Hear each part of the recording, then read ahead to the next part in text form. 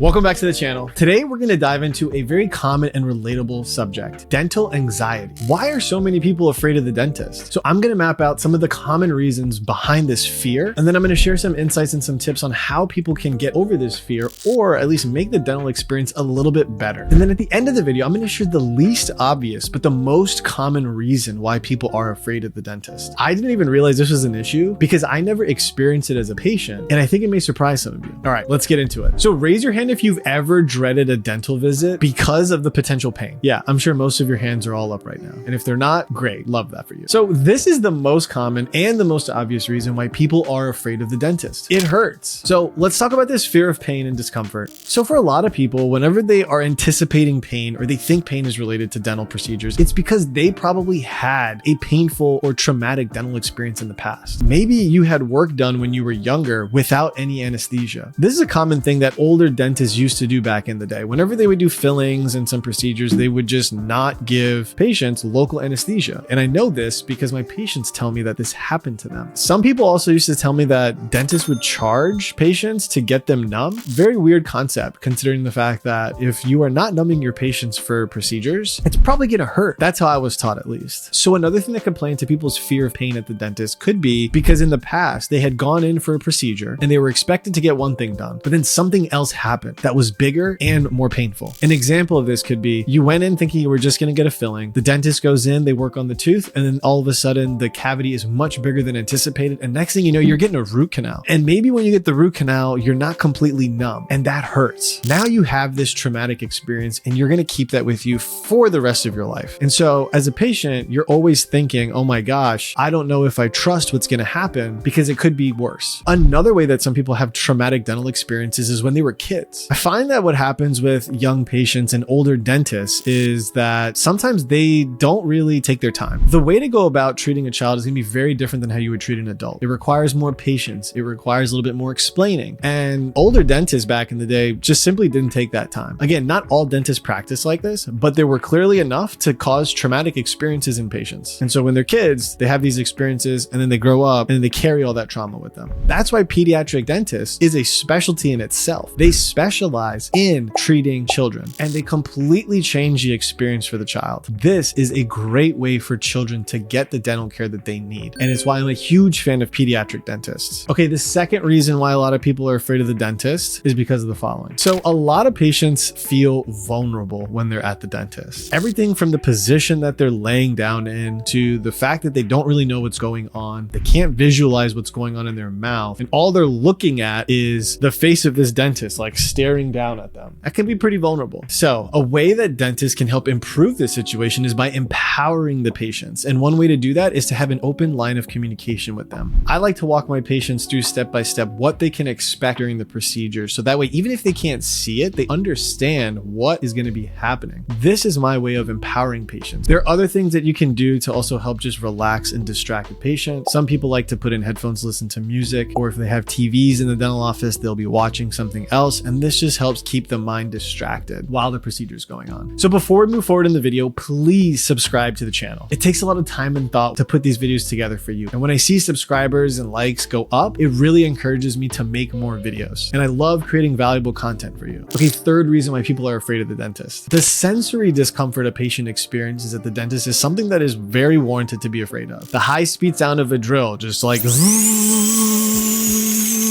that, not the most pleasant sound. And also the smell, sometimes when you can smell tooth in the air, gross. New dental offices these days are adapting to try to improve the sensory experience for patients because we're well aware that nobody really enjoys the sound of a dental drill. At our office, we actually do have like an essential oils diffuser that is going on. So it kind of just changes the smell when you're in the office, and it helps mask a lot of these other smells that don't smell too good. So comment below with some things that you think may help improve the dental experience from a sensory standpoint. I'm always open to suggestions. All right, so remember how I told you at the end of the video I was going to share with you the least obvious but the most common reason why people are afraid of the dentist? So I'm going to ask you this question. Are you afraid of hearing bad news at the dentist? Apparently, this is so common, but I didn't know that. The reason why I didn't know this is because I've never experienced this. So I have never had a cavity or gum disease in my entire life. The most dental work I've ever gotten, this is when I had braces as a teenager, and I would just get routine cleanings. So I was never never afraid to go to the dentist because my association was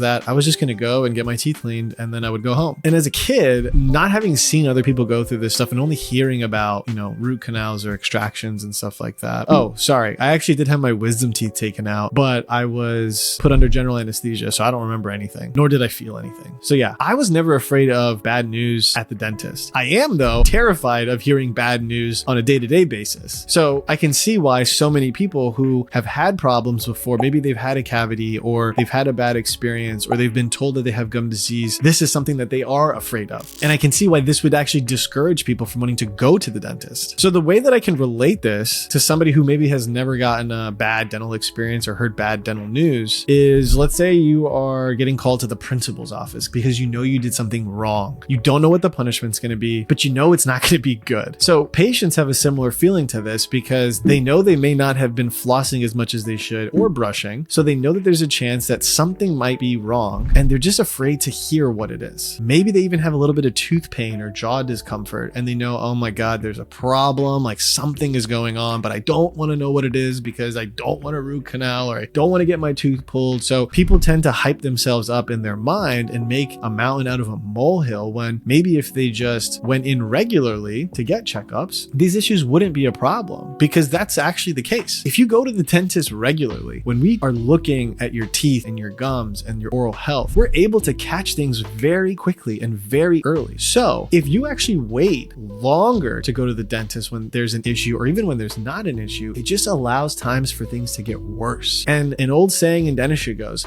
nothing in dentistry gets better over time. Nothing gets cheaper in dentistry over time as well. Small problems are usually very easy to fix when caught early, but the longer something goes on, the worse it's going to get, the more treatment you'll need to do, and the more expensive that is going to be. So if you're watching this still, know that going to the dentist for regular checkups are great to prevent further problems. Don't forget, your dental team is there to help you. Yes, I know that some older dentists scold their patients. That's wild because I would never do that. And I can tell you, a lot of younger dentists don't practice this way. The times have changed. So to wrap it all up, 4 of the reasons why people are afraid of the dentist is because they are afraid of pain and discomfort. They experience a loss of control in the dental chair. They're afraid of the dental sounds and the smells, and they are fearful of bad news. Guys, dental anxiety is common, so you're not alone if you're experiencing this. Know that dentists nowadays are being trained to cope with and help manage this anxiety to elevate the patient care. I encourage you to communicate openly to your dentist, your dental hygienist, whoever it may be, if you have any of these issues, because if you don't tell us, we don't know. But if you do tell us, we can help tailor the experience to be as enjoyable as possible for you. Now, this was part 1 of why people are afraid of the dentist. Be sure to check out part 2. I go into even more reasons why people are afraid of the dentist. Thanks again. I'll see you in the next video.